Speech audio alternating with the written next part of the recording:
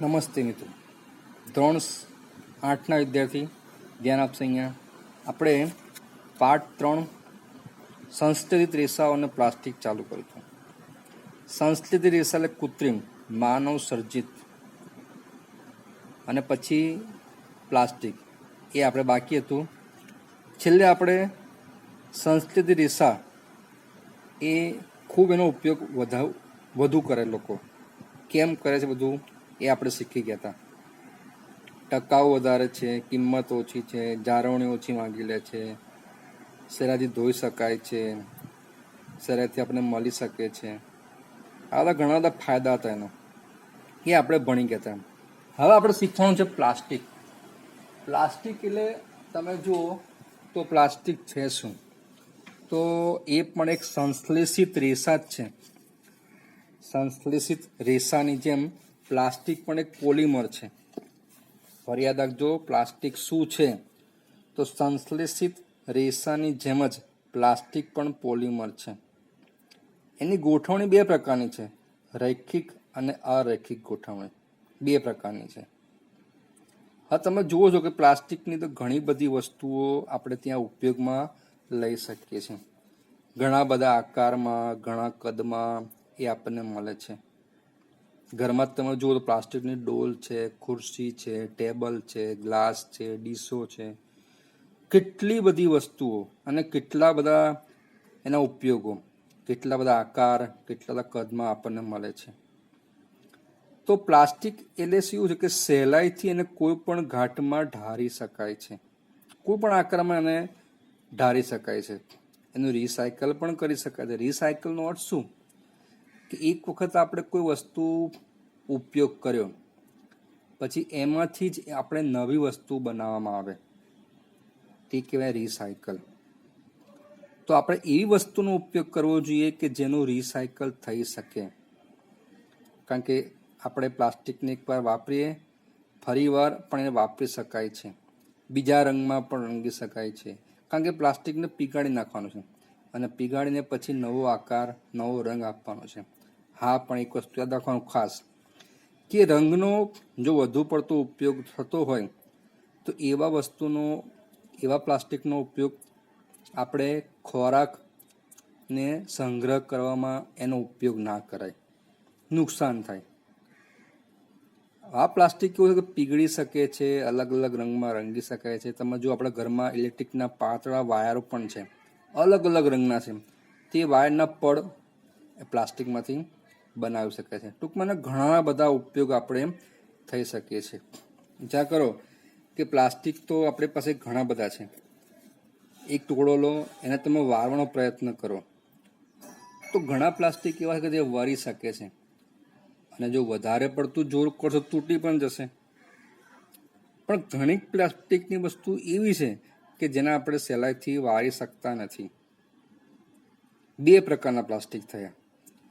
તો જ્યારે આપણે પ્લાસ્ટિકનું ઉદાહરણ જોઈએ, આપણે કે પ્લાસ્ટિકની બોટલ લેવાની છે આપણે, અને બોટલમાં ગરમ પાણી નાખવાનું છે, તો શું થશે? એ પ્લાસ્ટિકની બોટલ ગરમ થશે, અને ગરમ થશે એટલે એ પ્લાસ્ટિકની બોટલ નરમ બની ગઈ, એટલે પોતે આકાર બદલી નાખે છે પોતાનો. એનો અર્થ એ થયો કે પ્લાસ્ટિક, કે જે પ્લાસ્ટિકને આપણે ગરમ કરીએ તો સહેલાઈથી એ નરમ બની જાય. નરમ બને એટલે પોતાનો આકાર શું થાય?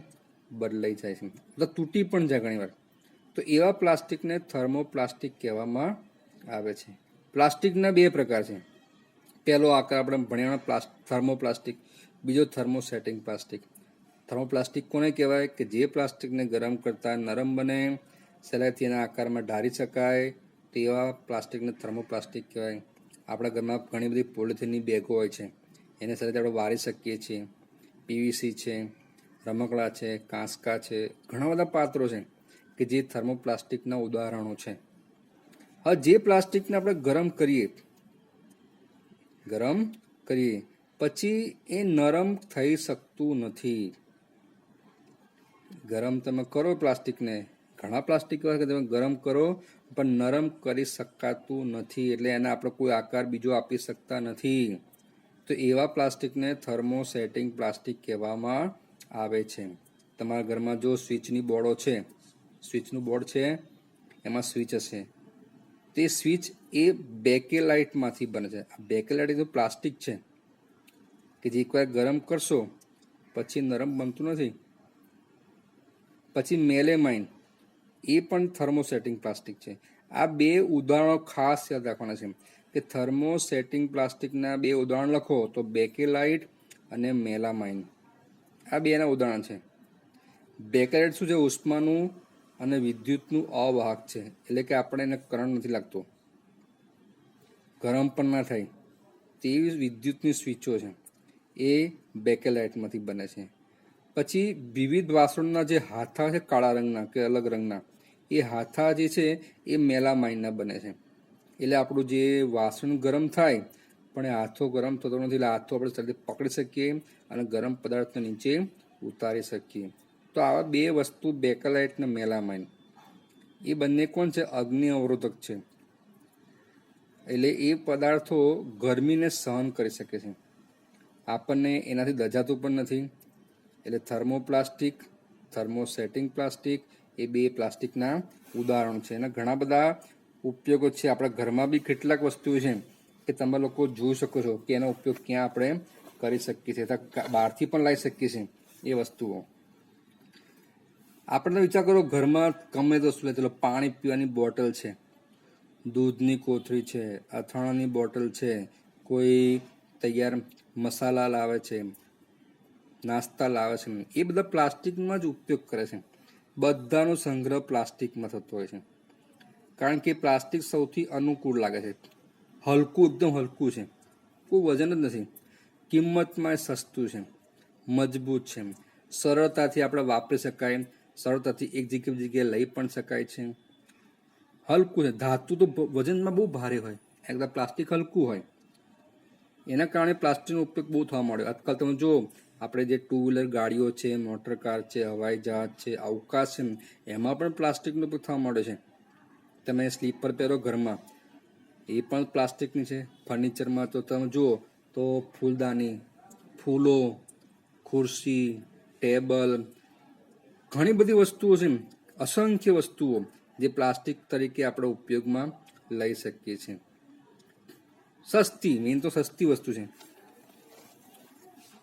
પ્લાસ્ટિક બિન પ્રતિક્રિયાશીલ છે. એનો અર્થ શું થાય? તમે વિચારો, ઉદાહરણ આપું કે લોખંડની કોઈ વસ્તુ આપણે બહાર મૂકી રાખીએ હવામાં, તો એને હવા, પાણી એ બધું એને લાગે છે, બહારનો ભેજ પણ એને અડે છે. તો એ લોખંડની વસ્તુ કાટ લાગશે, કાટ લાગશે એટલે સરળતાથી ખવાઈ જાય, નુકસાન થાય, આપણું જલ્દી તૂટી જાય. જ્યારે પ્લાસ્ટિક, એને નહીં કોઈ કાટ લાગતો, નથી ખવાઈ જતું, એટલે એની સાથે કોઈ પણ રાસાયણિક પ્રતિક્રિયા થતી નથી. એટલે પ્લાસ્ટિકનો ઉપયોગ વધવા માંડ્યો છે. અનેક પ્રકારનો પદાર્થ છે, એનો સંગ્રહ કરવા માટે પણ પ્લાસ્ટિકનો ઉપયોગ કરવામાં આવે છે. તમારા ઘરમાં તમે જો રસોડામાં કેટલા જાતના કઠોળ, ચા, ખાંડ, મીઠું, મસાલા, ઠંડા પીણાની બોટલ જો તમે બધી પ્લાસ્ટિકમાં જ આવવા માંડે છે. એટલે આ બધા પદાર્થનો સંગ્રહ કરવા માટે પણ પ્લાસ્ટિકનો ઉપયોગ કરવામાં આવે છે. કેમ એવું છે? તેનું કારણ બતાવ્યું છે કે ભાઈ, જે વસ્તુ આપણે ઘરમાં વાપરીએ છીએ, ઓફિસમાં, સ્કૂલોમાં, ફેક્ટરીમાં, બધી જગ્યાએ બધું લગભગ તો હવે પદાર્થ પ્લાસ્ટિકનો જ છે. ડોલ જુઓ, ટમ્બલર જુઓ, પ્લાસ્ટિકની અત્યારે તો બધી ડીશો આવે છે, નાસ્તા માટેની વાટકાઓ, બધું પ્લાસ્ટિક. કેમ? તો બી એકદમ હલકું છે, મજબૂત પણ છે, ટકાઉ છે, લાંબો સમય રહી શકે છે, સારો એવું. પછી એને કોઈ પણ આકાર આપી શકાય, કોઈ પણ કદમાં ઢાળી શકાય. આ બધી બાબતો આપણા માટે ફાયદાકારક છે, એટલે લોકો હવે પ્લાસ્ટિકનો ઉપયોગ વધારે કરવા માંડે છે. બીજી વસ્તુ કે પ્લાસ્ટિકની વસ્તુ ધાતુ કરતાં સસ્તું છે, એટલે ઉદ્યોગોમાં, ઘર વપરાશમાં બધો એનો ઉપયોગ વધી ગયો. રોજબરોજમાં તમે જુઓ, ઘરમાં તમે કેટલાય લોકો વાસણ પણ પ્લાસ્ટિકમાં બહુ બધું ઉપયોગ કરવા મળે છે. પ્લાસ્ટિકનો ફાયદો બહુ છે, એટલે એ લોકો એનો ઉપયોગ કરે છે. તમે હમણાં કીધું મેં કે પ્લાસ્ટિક ઉષ્મા અને વિદ્યુતનું અવાહક છે. એટલે તમે જો તમારા ઘરમાં જ વાયર છે, ઇલેક્ટ્રિકના વાયરો, એના ઉપર હમણાં કીધું મેં રંગીન કવર આવે છે, લાલ, લીલું, પીળું, કાળું, સફેદ, એ તો પ્લાસ્ટિક છે. એ વાયર ઉપર અંદર તાંબાના વાયર છે, પણ ઉપર પ્લાસ્ટિકનું પડ છે. તમે પડ પકડો તમને કરંટ ના લાગે, એટલે શું કહેવાય? વિદ્યુતનું અવાહક કહેવાય. પછી ડિસ્મિસ તમે જુઓ, ડિસ્મિસનો આથો, જે રંગીન પ્લાસ્ટિક છે, લીલા કલરનું, પીળા કલરનું, એ શું છે? હેન્ડલ છે આપણું પ્લાસ્ટિકનું. તો એ પણ હેન્ડલ શું છે? પ્લાસ્ટિકનું છે. એ પણ વિદ્યુતનું અવાહક છે. ત્રીજી વસ્તુ કીધી તમને મેં કે આપણે ઘણા રીતે વાસણના હેન્ડલો કાળા કલરના કે ઘણા બધા આવે છે અલગ અલગ રંગના, પણ એ પણ પ્લાસ્ટિકના જ છે. હવે તો વિચાર કરો કે કઢાઈ છે, કોઈ તળવા મૂક્યું હોય, શાક બનાવ્યું હોય, એ તો બહુ ગરમ થશે, પણ પેલા હાથા એ પ્લાસ્ટિકના છે. આગળ ભણી ગયા આપણે, યાદ છે તો લોકોને? તો એ પ્લાસ્ટિક ગરમ થતું નથી, સહેલાઈથી પકડી શકાય, પણ આપણે દાજી શકાતા નથી. એટલે આ પ્લાસ્ટિક શું છે? ઉષ્માનું પણ અવાહક છે, વિદ્યુતનું પણ અવાહક છે. એટલે ટૂંકમાં આપણે એનો બહોળો એટલે કેટલા પ્રમાણમાં ઉપયોગ કરવા માંડ્યા. તમે દવાની ગોળીનું પેકિંગ જો પ્લાસ્ટિક છે. અત્યારે તો પહેલાં ડૉક્ટર ત્યાં ટાંકા છે અત્યારના જમાનામાં, તો એ દોરા પણ પ્લાસ્ટિકના છે.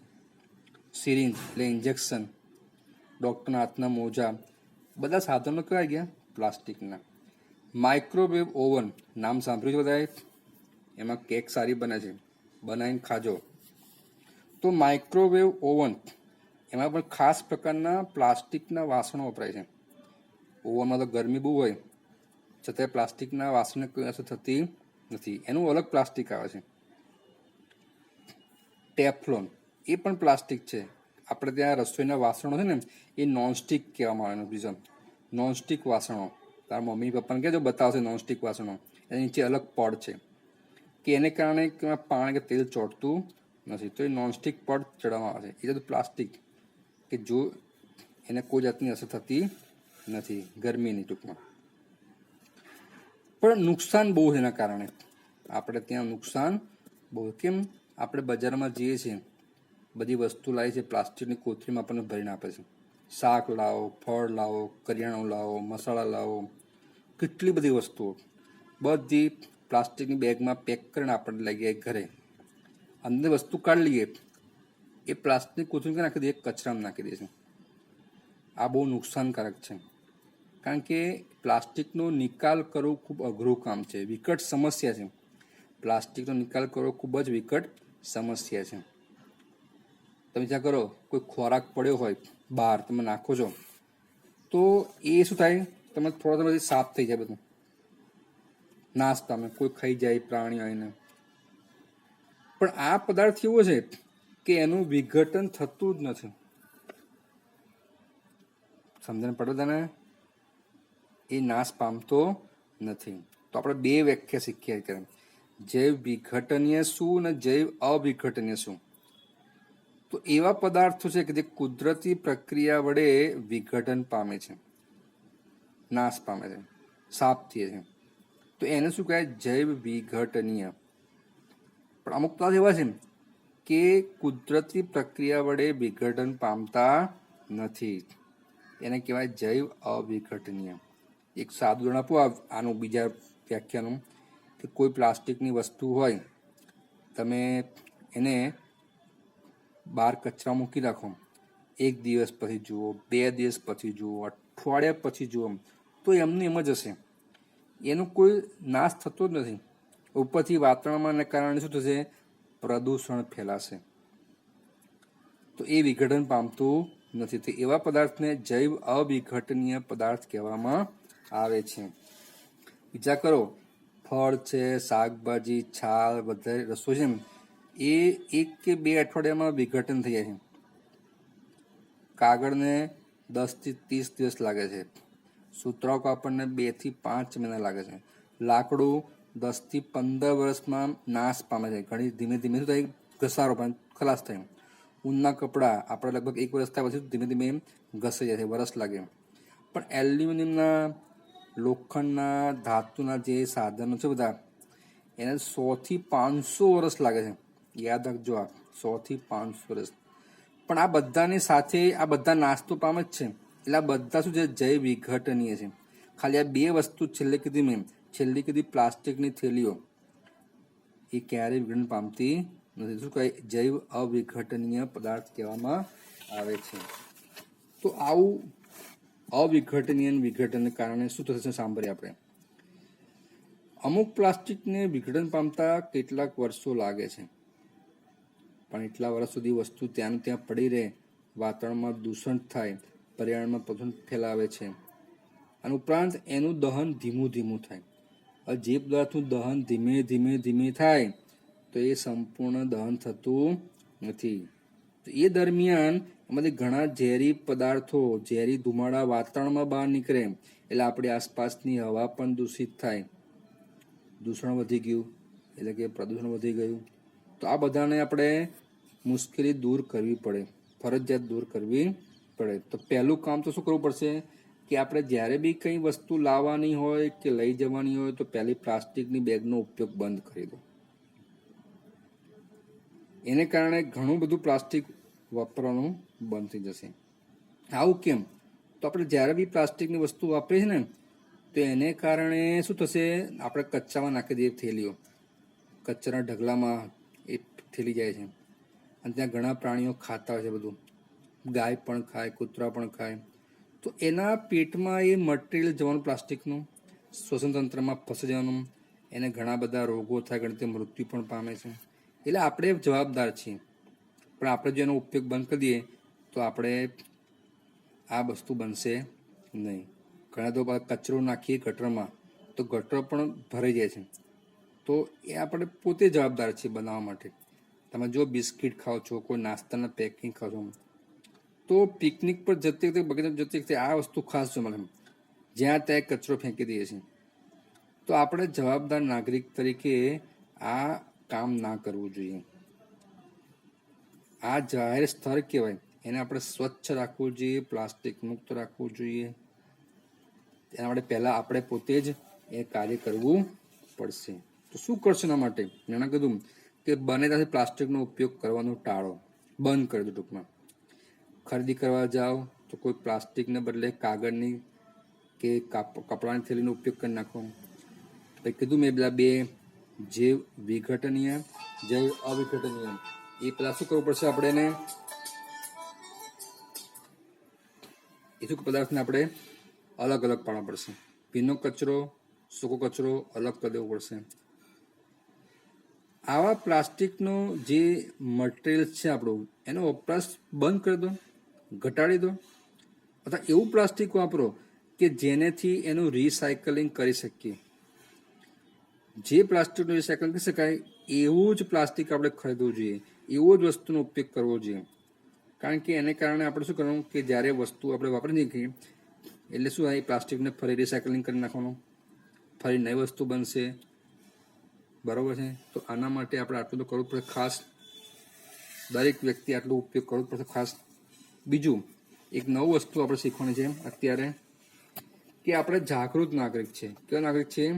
જાગૃત. તો એના માટે આપણે 4R સિદ્ધાંત યાદ રાખવાનો છે.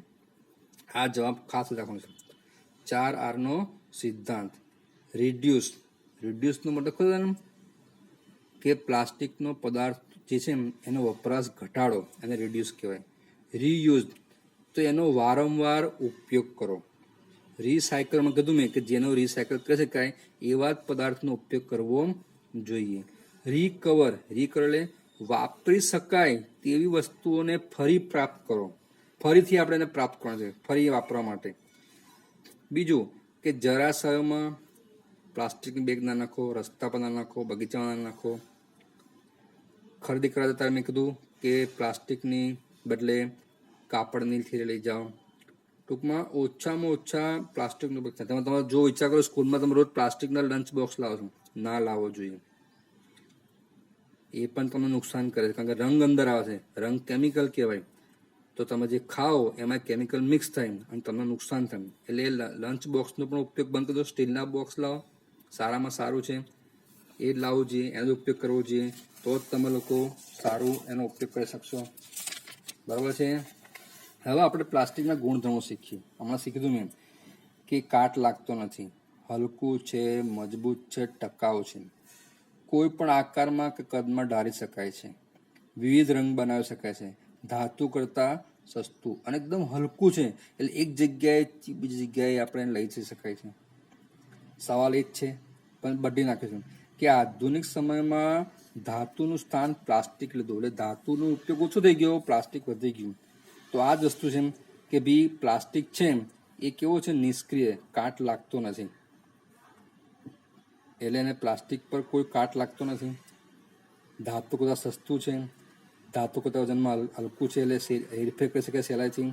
અલગ અલગ રંગનું બની શકે છે, અલગ અલગ આકારનું બની શકે છે, અલગ કદમાં એને ઢાળી શકાય છે. બીજું, એને રિસાયકલિંગ કરી શકાય છે, ખાસ તો આ મહત્વનું છે. એટલે એનો ભંગાર પણ, પ્લાસ્ટિકનો ભંગાર પણ આપણો ઉપયોગી છે, કારણ કે એમાંથી આપણે રિસાયકલિંગ કરીને નવી વસ્તુ બનાવી શકાય છે. પ્લાસ્ટિકનો ઉપયોગ ઘટાડવો છે. મેં કીધું હતું કે જ્યારે વસ્તુ ખરીદે આપણે પ્લાસ્ટિકની બેગ ન લઈ જવાનું, પણ કાપ પણ નથી લઈ જવાનું. વપરાયેલી પ્લાસ્ટિક થેલી અન્ય કામમાં ફરી વાપરીશું. જો તૂટેલી વસ્તુ શક્ય હોય તો સમારકામ કરી શકો તો સમારકામ કરો, ફરીથી ઉપયોગમાં લઈ શકાય. અથવા તો નકામી વસ્તુ રિસાયકલિંગ કરો, ભંગાર લેનાને આપી દેવાનું, એ પોતે રિસાયકલિંગ કરે છે. પ્લાસ્ટિકના ઘણા બધા ગેરફાયદા છે. કીધું મેં કે એ જૈવ અવિઘટનીય છે, એટલે શું ખબર પડી, એનો નાશ થતો નથી. જમીનમાં દાટેલું હશે તો એ વર્ષો સુધી એ જ રહેવાનું છે, એટલે જમીન દૂષિત થશે પણ એ પ્લાસ્ટિકને કોઈ ફેરફાર થતો નથી. પછી રંગ કીધું મેં કે પ્લાસ્ટિકના પાત્રમાં જે ખાદ્ય પદાર્થ રાખીએ છીએ ને, એ આપણા સ્વાસ્થ્યને નુકસાન કરે છે. પીણા હોય, રંગીન બોટલોમાં કે રંગીન લંચ બોક્સમાં ખાવાનું હોય તો એ કેમિકલ વાળું કહેવાય, એ આપણા શરીરને નુકસાન કરે છે. પ્લાસ્ટિકનું દહન ધીમે ધીમે થાય, એમાં કીધું સંપૂર્ણ દહન થતું નથી, ધીમે ધીમે દહન થશે, એટલે એમાં શું નીકળશે, ઝેરી ધુમાડો નીકળશે, વાતાવરણમાં જશે. વાતાવરણ કેવું કરે છે, પ્રદૂષિત કરે છે. આટલો પાઠ હતો જે આપણે પાઠ 3 ભણ્યા છીએ. આ સાથે પાઠ 3 પૂરો થાય છે. લેસન તમને આપીશ પછી, પણ આ જે ભણાવ્યું એટલું ભણી નાખશો, રેડી કરી નાખશો. Okay, by.